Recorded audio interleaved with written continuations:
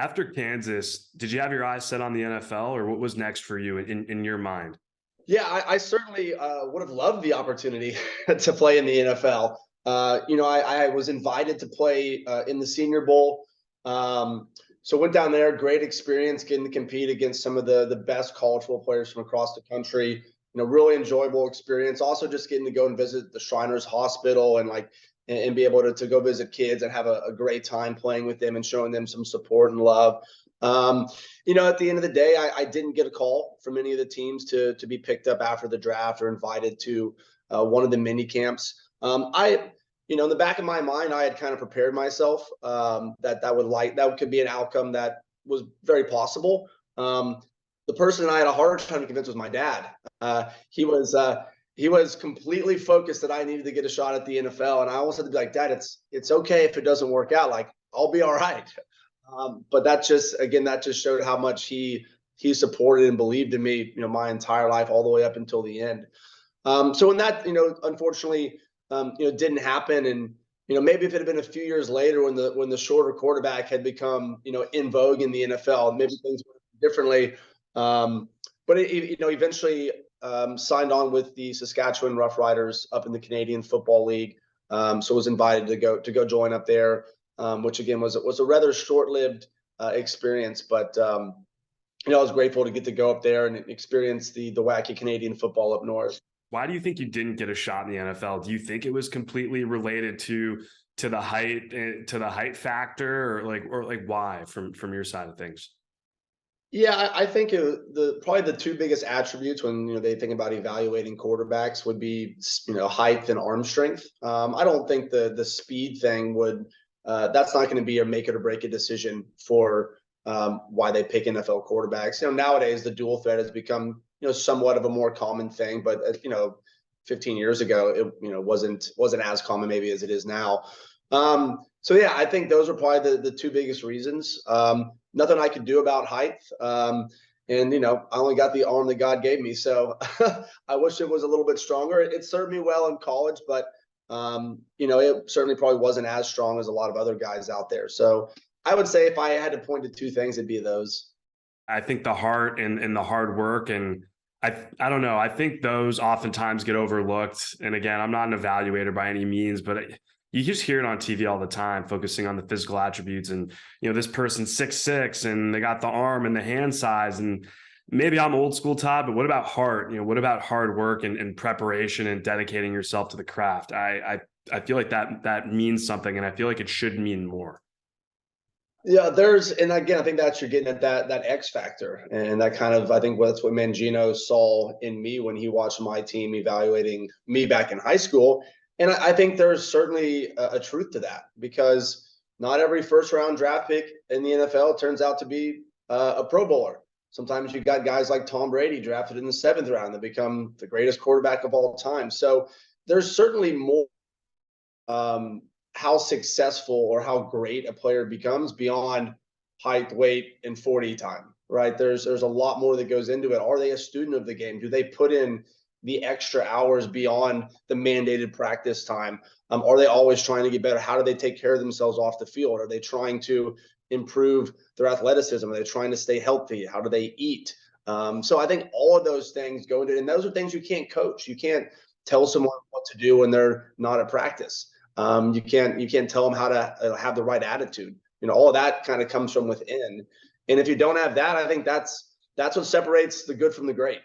Is all the little things that coaches or anyone else can't make you do. You have to do it yourself. You have to make up your mind that you want to be great, and put in the work day after day after day, even when it's not fun. On the program's website, under personal, there was something that said football is dot dot dot, and your answer was indescribable through the modern English language. No spoken words can illustrate the complete inner satisfaction the sport unveils to those who play. That's pretty powerful and poetic, man. Yeah, it is. I mean, when you're out there in front of 75 to 100,000 people and you connect on a deep touchdown pass and you throw your hands up in the middle of the field and you hear that roar, like what's better than that? There is not many things on earth or many environments that I think could create a more fulfilling, more adrenaline filled rush than that. I probably liken it to people that do these really extreme adrenaline sports, like going skydiving and wingsuit. Like, it's extreme.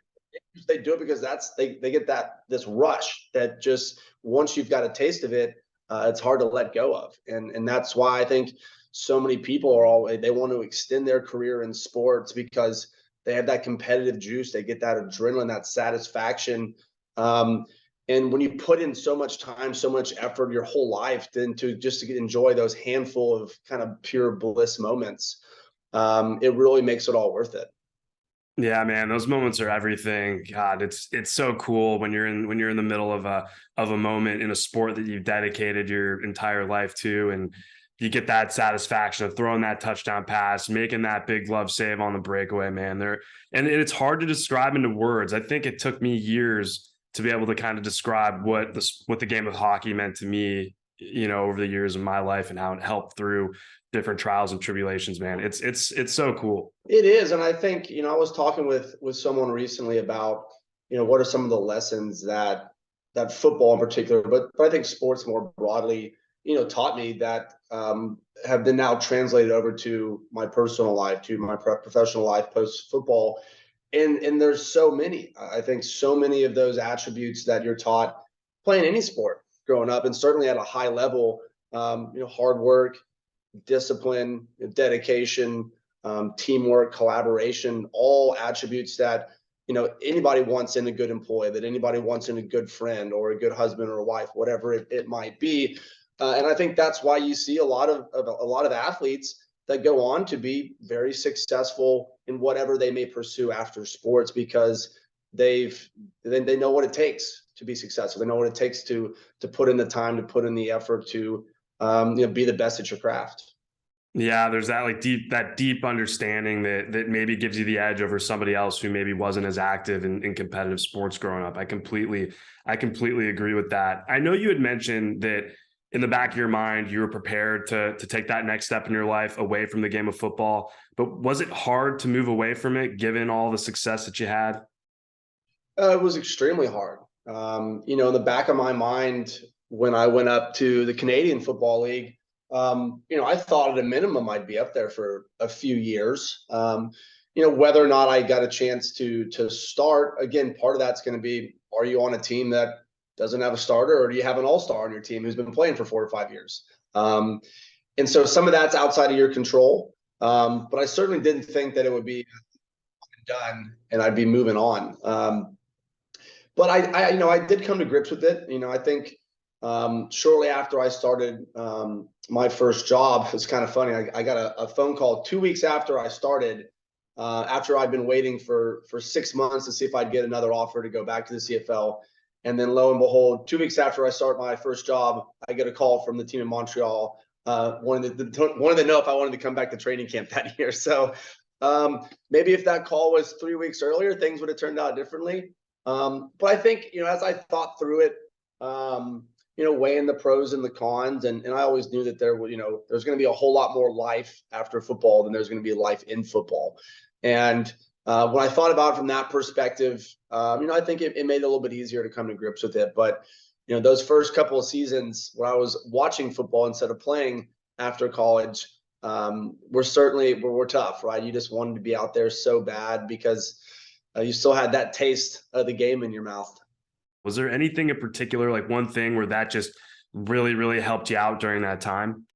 Yeah, I think there was certainly a bit of like, maybe I just need to take a breather from football, because I've been living and breathing it for the last, 10 years or so.